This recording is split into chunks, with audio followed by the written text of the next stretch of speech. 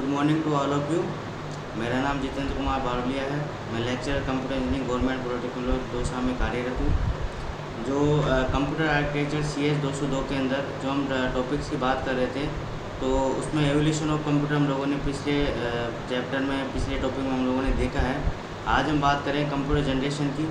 Computer generation वैसे तो first year का टॉपिक है, लेकिन फिर भी हम लोग देखते हैं कि जनरेशन में थोड़ा सा डीपली जाएंगे। आज क्या क्या जनरेशन थी।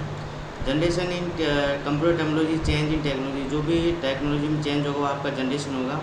Initially the generation term was used to distinguish between varying hardware technology. तो जो भी हार्डवेयर टेक्नोलॉजी में जो भी आपके परिवर्तन आता जा रहा है, तो वो हम कंप्यूटर जनरेशन में लेते हैं इसको। But now it is generation include both hardware and software which together make up entire computer system. तो जो सॉफ्टवेयर और हार्डवेयर हम दोनों में चेंजेस देखेंगे। तो जो सबसे पहले हम बात करें तो फर्स्ट जनरेशन, तो ये थोड़ा ब्रीफ में मैं बता रहा हूँ आपको। टोटल 5 जनरेशन है। फर्स्ट जनरेशन है 1942 से 1954 तक। कई जगह पर थोड़ा सा डेट में चेंज हो जाता है, लेकिन एक्जैक्टली जो डेट आपकी आती है वो 1942 से 1954 होगी। यहाँ पे वैक्यूम ट्यूब यहाँ पे काम में ली जाती थी। सेकंड जनरेशन आपकी होगी पीरियड ऑफ सेकंड जनरेशन 1952 से 1964, ट्रांजिस्टर बेस होगी। थर्ड जनरेशन आपकी 1964 से 1972 इंटीग्रेटेड सर्किट बेस होगी।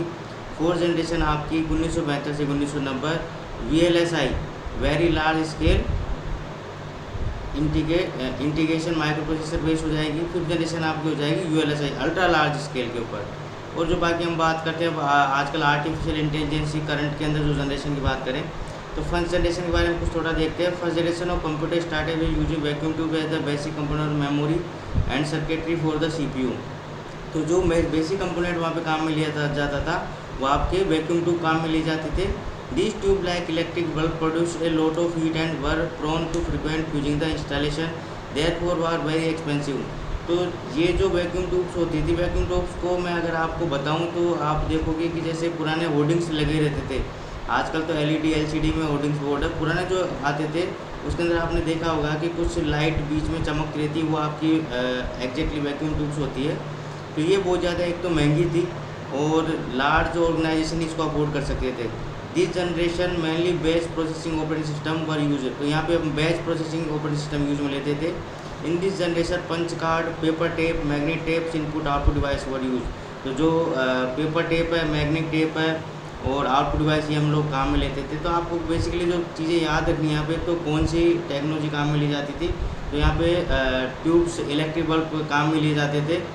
दूसरा क्या होता था, यहाँ पे बैच प्रोसेसिंग ऑपरेटिंग सिस्टम था, पंच कार्ड काम में लिया जाता था, पेपर टैप, मैग्नेट टैप यहाँ पे काम में लिए जाते थे। There were machines code and electric wired board language use. यहाँ पे एक डायग्राम दे सकते हैं। यहाँ पे the main feature of generation आप यहाँ पे डायग्राम देख सकते हैं आप। इतना बड़ा रूम टाइप का यहाँ पे होता था सिस्टम, उसके अंदर ये वैक्यूम ट्यूब्स लगी होती थी।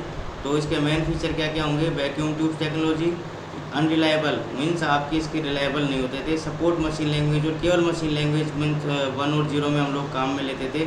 वेरी कॉस्टली, बहुत महंगी थी। Generate lot of heats product कर दी थी। Slow input output device, huge size, need of AC की आवश्यकता होती थी आपको। नॉन पोर्टेबल होती थी, आप एक ही कमरे में रख सकते इसको।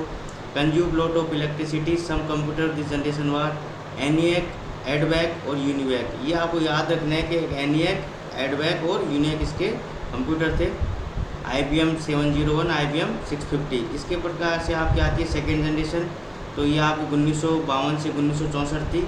This generation using A transistor were cheaper, consume less power, more compact in size, were more reliable and faster than the first generation machine made of vacuum tube. तो यहाँ पे आप ट्रांजिस्टर का यूज लेने लग गए थे। Magnetic core were use as primary memory. तो मैग्नेटिक टेप की जगह प्राइमरी मेमोरी यहाँ पे काम में ली अपन ने, मैग्नेटिक कोर। और इसके बाद में आपके मैग्नेट टेप और मैग्नेट डिस्क यहाँ पे सेकेंड डिवाइस के लिए काम में ली। In this generation assembly language and high level programming language like Fortran, COBOL were use. तो यहाँ पे आपके मशीन लैंग्वेज जगह पे फोर्ट्रान और कोबोल यहाँ पे काम में ले ली अपने। There were batch processing and multi programming operating system. तो यहाँ पे बैच प्रोसेसिंग और मल्टी प्रोग्रामिंग होंगे। तो आप एक ये डायग्राम देख सकते हैं। The main feature of second generation क्या क्या हो जाएंगे। Use of transistor, reliable, first generation से तो ज़्यादा रिलायबल थे। Smaller sizes compare to first generation. First generation क्या होगी, स्मॉलर साइज हो जाएगी।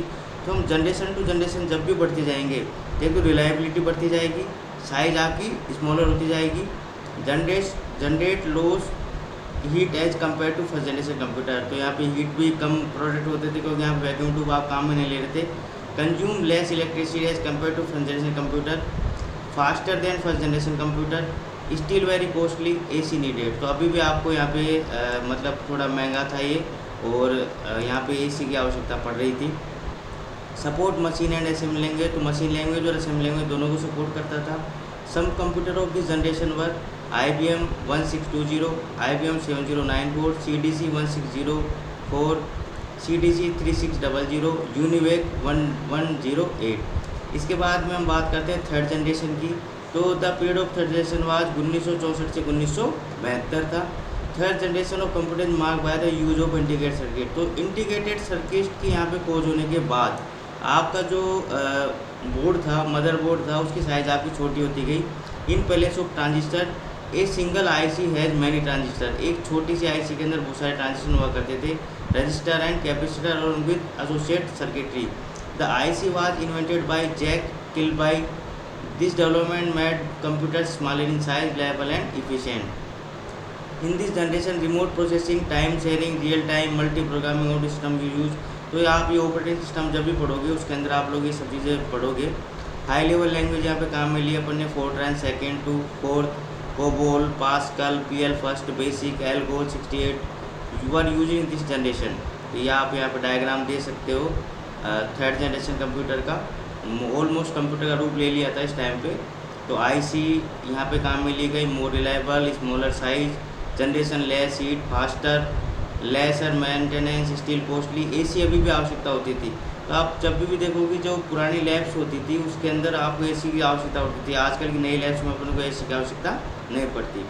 Consumer less electricity, support high level language, IBM 360, Honeywell 6000, PDB personal data processor, IBM 370, TDC 316। इसके बाद में आपकी आती है fourth generation. The period of fourth generation was 1972 to 1990। The fourth generation of computer mark by the use of very large scale integrated circuit. तो यहाँ पे अपन बात करते हैं VLSI की। VLSI circuit having about 5000 transistor and other circuit element and their associated circuit on a single chip made it possible to have microcomputer of fourth generation। तो यहाँ पे जो आपकी IC थी, IC की संख्या एक बोर्ड के ऊपर बढ़ा दी गई, तो ये very large scale integrated circuit कहलाए। Fourth generation computer become very more powerful, compact, reliable and affordable. As result it give rise personal computer revolution. तो आपका जो पर्सनल कंप्यूटर है वो आपका फोर्थ जनरेशन के अंदर आया। इन this generation time sharing, real time, network distributed operating system use. तो इतने टाइप के आपके यहाँ पे ऑपरेटिंग सिस्टम काम में आने लगे। All the high level language like C++, DBAS were use in this generation. इस जनरेशन के हमने ये जो भी हाई लेवल लैंग्वेज थी, C थी, C++ थी, तो ये हम काम में लेने लगे। मेन फीचर क्या हो जाएंगे, आपके डायग्राम दे सकते हैं यहाँ पे। आप देख सकते हैं कंप्यूटर की साइज धीरे धीरे छोटी होती जा रही है। The main feature of fourth generation are VLSI technology काम में ली हमने, वेरी चीप, बहुत सस्ती थी, कोई भी अफोर्ड कर सकता था इसको। Portable and reliable. अब क्वेश्चन ये उठता है कि सर इसका नाम पर्सनल कंप्यूटर क्यों रखा गया। पर्सनल कंप्यूटर इसलिए रखा गया क्योंकि जब हम लोग शुरू में देख रहे थे कि वैक्यूम ट्यूब वाला कंप्यूटर था, तो उस कंप्यूटर को एक रूम के साइज का कंप्यूटर कार्य करता था, तो उसको कोई भी अफोर्ड नहीं कर पाता था। पर्सनल कंप्यूटर ये था कि आप नॉर्मल पीपल के लिए भी लोग आराम से इसको यूज़ ले सकते थे। पोर्टेबल एंड रिलायबल था। Use of PCs very small size, pipeline processing कर दी। हम लोग पढ़ेंगे पाइपलाइन प्रोसेसिंग, हमारे चैप्टर है इसके अंदर। No AC needed. तो यहाँ पे सबसे इम्पोर्टेंट चीज़ थी, आपको AC की आवश्यकता नहीं थी। मीन्स पहले क्या हो रहा था, अगर आपने 1 लाख रुपए का कंप्यूटर खरीदा था तो साथ में आपको 1 लाख रुपए का AC भी खरीदने की आवश्यकता होती थी। Concept of internet was introduce. तो यहाँ पे आप इंटरनेट की खोज हो गई। Great development in the field of network, computer become easily available. Some computer this generation DEC 10, star 1000, PTP 11, Cray first super computer. यहाँ पे आपको याद रखनी है, एग्जाम में क्वेश्चन आता है कि सुपर कंप्यूटर कौन सा है। तो पहला जो सुपर कंप्यूटर था आपका क्रे, इसके बाद में परम भी है इसके अलावा आपका क्रे XMP super computer. Fifth generation, the period of fifth generation is 1990 से टिल डेट। तो टिल डेट में तो अपन 6th जनरेशन की बात कर रहे हैं क्योंकि यहाँ पे आर्टिफिशियल इंटेलिजेंस की बात करिए। In the fifth generation the VLSI technology become ULSI, ultra large scale हो गई। Resulting in the production of micro processor chip having 10 million electronic component, मतलब 10 मिलियन इलेक्ट्रॉनिक कंपोनेंट एक चिप के ऊपर आने लग गए। This generation is based on parallel processing hardware and artificial intelligence software. Artificial intelligence क्या होता है कि जैसे आपका कंप्यूटर है, आपने उसको इसका इंटेलिजेंस बना दिया कि वो आपकी तरह काम करने लग जाए। जैसे हम लोग चेस खेलते हैं कंप्यूटर के साथ, शतरंज खेलते हैं, तो आपने देखा होगा कि उसको पता होता है कि आप कौन सा मूव करने वाले हो और उसको कौन सा मूव करना है। AI is an emerging branch in computer science which interpret means and method of making computer think like human being. All the high-level language C, C++, Java, .NET are used in generation. Robotics, neural network, game playing, development of expert system to make decision in a real life situation, natural language understanding generation. तो ये जो आपका computer का exam में यहाँ दिखाया मैंने, वो आर्टिफिशियल इंटेलिजेंस को सपोर्ट करते हुए है। ये ULSI टेक्नोलॉजी यहाँ पे काम ली हमने। Development of truth artificial intelligence, development of neural language processing, advancement in parallel processing, advancement in super conductor technology, more user friendly interface with multimedia feature, availability of very powerful and compact computer and cheaper rates.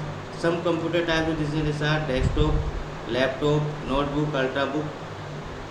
तो आज हम लोगों ने देखा कि computer generation में कैसे कैसे हम लोगों ने ये काम किया हुआ है, कैसे कैसे प्रोग्रेस हुई है, थोड़ा डीप में हम लोगों ने देखा है।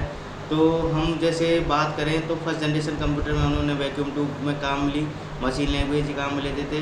सेकंड जनरेशन कंप्यूटर में हम ट्रांजिस्टर के ऊपर आ गए। थर्ड जनरेशन के अंदर हमने IC की बात की, फोर्थ के अंदर VLSI की बात की और फिफ्थ के अंदर ULSI की बात की। तो इस प्रकार हमने कंप्यूटर जनरेशन के बारे में देखा। नेक्स्ट लेक्चर में हम लोग नेक्स्ट टॉपिक की बात करेंगे।